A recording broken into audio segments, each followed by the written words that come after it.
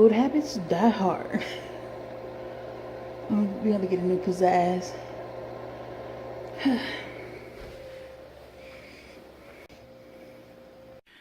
Well, trying to get the camera angle, I don't know, correct.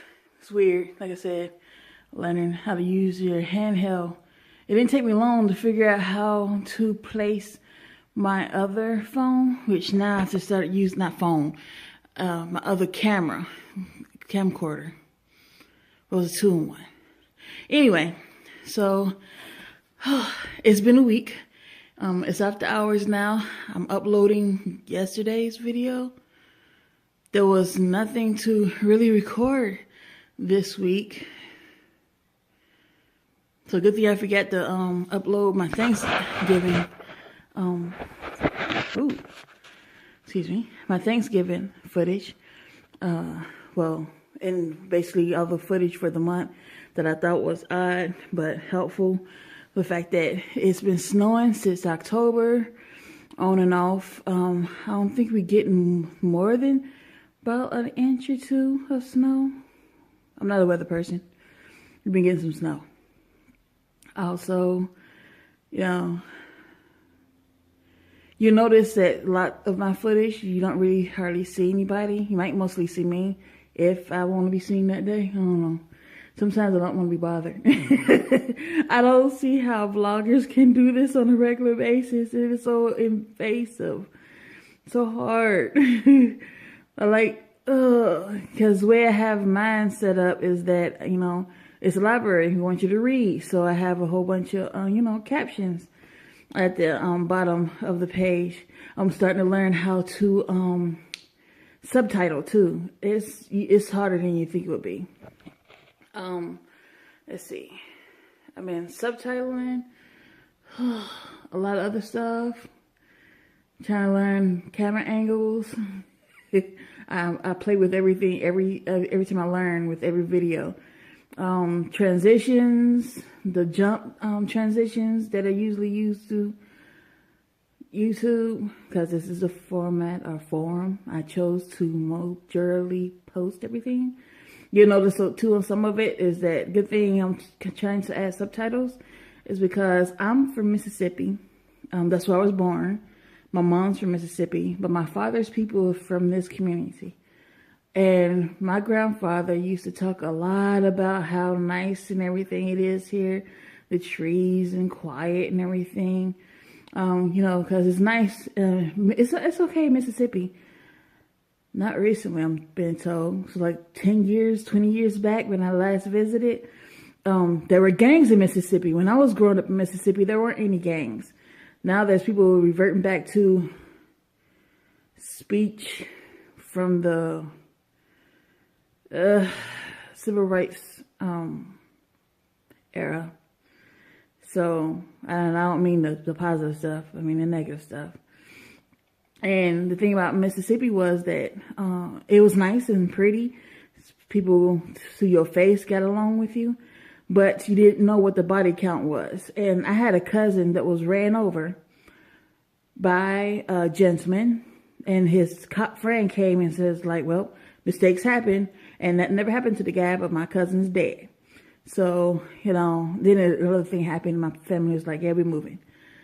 And my mom has been there for generations, my mom's family. Father's still there, I do believe. So we came here we moved to Gary, Indiana. Well, it was nice knowing the body count that place, and majority of it was suicide. And I learned how to run really fast. And you think that you was running from the cops? It didn't matter whether you ran or not from the cops. They was going to pull you over just because you were you. Anyway, so the body count in Gary, Indiana, at the time of being the murder capital of the world, which was funny because there wasn't a lot of murders happening. There's a lot of suicides happening, but death is a death, I guess, to them. My high school got shot up a lot of times, and that was never in the news. So, yeah, that was weird. Surrounded by several gangs walking to school. Well, why didn't you take the bus? because the bus took too long to get to the house, and I gotta watch my doggone Wildlife America shows and stuff like that, you know. And it's not my fault that they moved the time up, so I had to run home from school just to watch a TV show. My family did not afford a VCR at that time. And besides, if we did get a VCR, I would have had to pay for my own tapes, because you're not going to be recording stuff on my mama's stuff. So I'm not getting in any trouble for that. And I just ran. Had to make sure, watch the time, and came in the house from playing so I can watch my TV shows. So, and then coming here to this lovely community, and it's like, it's the same. Well, you might know about the body counts. Not that many people have passed away. And eventually, it's such a small community, you always found out who it was, because, you know, people always like to brag, or, you know, people are nosy. So you get the really nice people that, you know, are really nice. And then there's a whole bunch of judgmental people. And once apparently you rub them the wrong way, and you don't even know that you rubbed them the wrong way, they start spreading rumors about you. It's fun. Yeah. But I mostly try to stick around with the nicer people.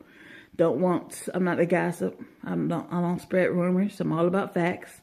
Even with working in the library, you can put a little bit of opinion in things, but that's your opinion. And I always let people know it's my opinion. But besides that, you know, we've been having fun. Well, I've been learning how to use these different methods of communication and telling stories. It's a bit weird for me. But besides that, I've been having fun. I hope you have been too. Well, I have been. I do know some English. I hope you've been having fun also. I think I've figured out what I'm going to be doing for next year. A whole bunch more art challenges.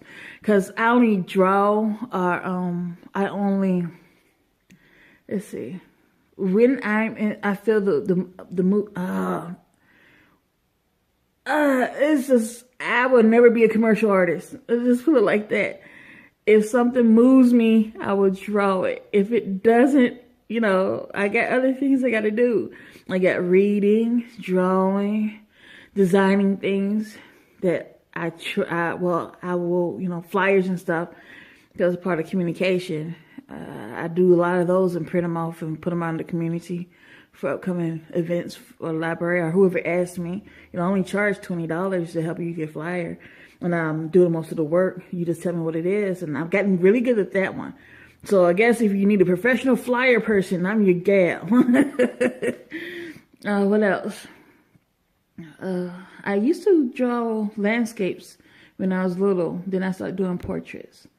So I have to get back into that. I was playing around on the computer the other day doing a digital portrait. I now see why it's hard to make the transition back from digital to traditional, you know, hand on it, freehanding and everything. I don't know if you could have on computer freehanding. But my problem is, I do not have a tablet to draw on. I've been using the mouse, and because of using the mouse, basically this last month, November and half of October, I haven't been able to use my shoulder correctly because for some reason I hold the mouse like I'm holding a brush, and I'm like doing the movements like that, and I'm doing it, but you know, so the mouse, I'm doing movements like I'm using a brush, and it sort of just janked up my shoulder. Besides that, I hope you have a nice weekend. I'll be posting this one tomorrow, Sunday, because technically Sunday is my day of rest, and I don't do anything but read, and I doubt you want to see me reading. And besides, I live with other people, and they don't want vlogging in the house. I can appreciate that from my research. You know, there is no YouTube space around here. It would be nice if it was one in Chicago, but I guess there's not that a large concentration of YouTubers. There's 2 I found in the whole state, and neither one of them lives close to me. And I think both of them are moving to LA. So, and I ain't got LA money, and I don't think they need a certified librarian in LA. And art is such a niche thing that you really have to have some friends, and I don't have friends. I got people that I used to know. Talk to you later.